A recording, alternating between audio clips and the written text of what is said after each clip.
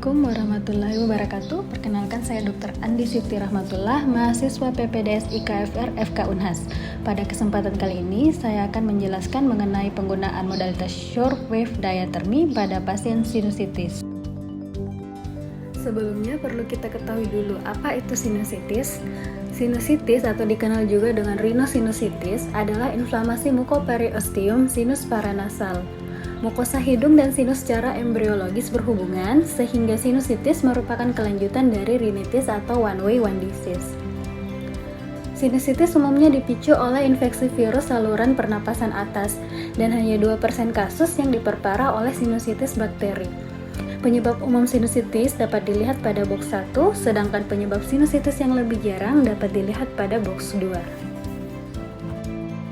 Gejala sinusitis dapat berupa obstruksi atau kongesti nasal, hiposmia, nyeri dan nyeri tekan pada wajah, rhinore, demam atau malaise pada infeksi akut, dan sakit gigi, utamanya pada gigi atas. Adapun perlangsungan sinusitis dapat berupa perlangsungan akut jika kurang dari 4 minggu, subakut jika berlangsung 4-12 minggu, kronis jika perlangsungannya sudah lebih dari 12 minggu, dan eksaserbasi akut jika sinusitis kronis yang memburuk secara tiba-tiba dan kembali normal setelah pengobatan. Salah satu modalitas yang dapat digunakan pada sinusitis adalah shortwave diathermy. Prinsip dari shortwave diathermy adalah menggunakan gelombang elektromagnetik dengan frekuensi tinggi dan amplitude rendah yang dapat menembus jaringan tubuh dengan sedikit hambatan, di mana setelah melewati jaringan, energi elektromagnetik ini akan diubah menjadi energi panas sehingga menghasilkan efek terapi yang diinginkan.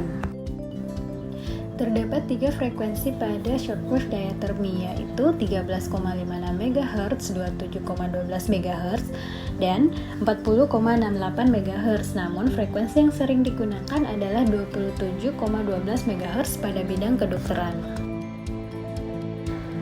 Manfaat dari shortwave diathermy ini adalah meningkatkan ekstensibilitas kolagen, menurunkan kekakuan sendi, meningkatkan ambang nyeri, meringankan spasme otot, meningkatkan aliran darah, dan membantu resolusi infiltrat inflamasi, edema, dan eksudat.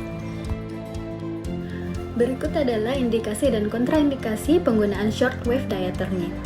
Penggunaan shortwave diathermy pada sinusitis itu sendiri berguna untuk vasodilatasi pembuluh darah sehingga meningkatkan aliran darah, membantu penyembuhan jaringan yang rusak, dan mengurangi peradangan serta menurunkan spasme. Selanjutnya adalah komponen-komponen dari SWD. Komponen SWD itu ada tombol on off, tombol start stop, tombol escape, tombol enter, dan ada pengatur intensitas. Kemudian ada monitor,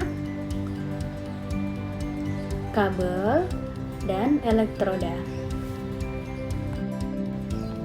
Selanjutnya kita masuk ke prosedur penggunaan shortwave diathermy. Jadi pertama-tama kita perkenalkan diri dulu kepada pasien, lalu jelaskan goal and benefit. Seperti yang sudah saya jelaskan tadi, bahwa penggunaan SWD pada sinusitis ini berguna untuk meningkatkan aliran darah sehingga membantu penyembuhan jaringan yang rusak, mengurangi peradangan, dan menurunkan spasme. Lalu kita jelaskan prosedur treatment, bahwa nantinya pasien mungkin akan merasakan panas atau hangat pada daerah wajah pasien. Namun tentu sesuai dengan batas toleransi panas yang dapat dirasakan oleh pasien. Jika misalnya terasa hangat atau panas yang berlebihan, pasien dapat melaporkan hal tersebut agar kita menurunkan intensitas panas atau dapat menghentikan treatment. Lalu selanjutnya kita tanyakan persetujuan dari pasien. Selanjutnya adalah persiapan pasien. Kita minta pasien untuk melepaskan aksesori yang terbuat dari metal. Kemudian posisikan pasien dalam keadaan berbaring atau supine dan periksa area yang akan diterapi. Apakah ada tanda-tanda inflamasi, edema, atau nyeri. Lalu kita minta pasien untuk menggunakan kacamata sebagai pengaman untuk area mata. Kemudian persiapan dan pengoperasian alat. Pertama-tama kita hubungkan kabel dengan arus listrik, lalu tekan tombol on. Tunggu monitor menyala.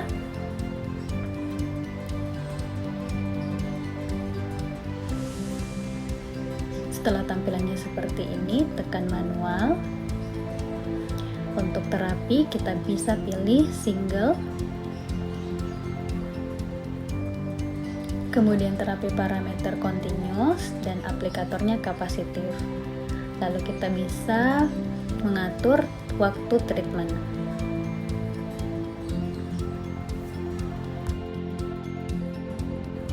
Lalu pengaplikasian elektroda. Umumnya terdapat 3 metode pengaplikasian elektroda pada SWD, yaitu coplanar, kontraplanar, dan crossfire. Pada metode crossfire, pada setengah waktu terapi awal, elektroda ditempatkan pada satu posisi.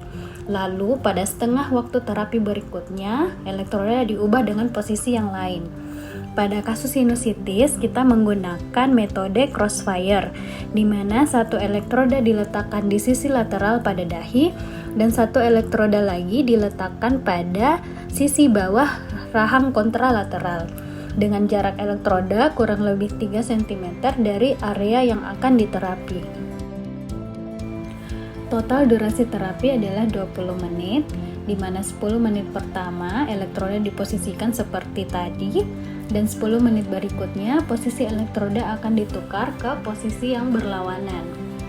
Lalu kita izin ke pasien bahwa terapi akan dimulai, kemudian kita atur intensitas panas sampai pasien merasakan rasa hangat yang cukup nyaman.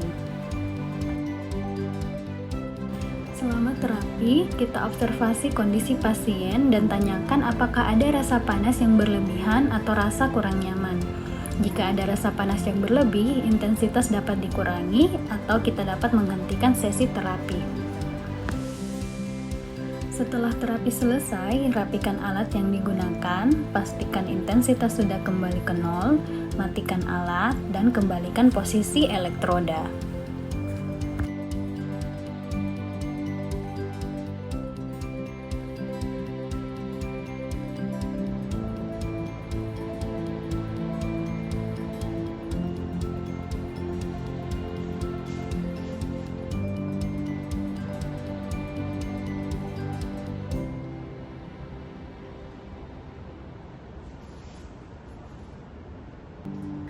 Kemudian kita evaluasi kembali efek terapi pada area treatment.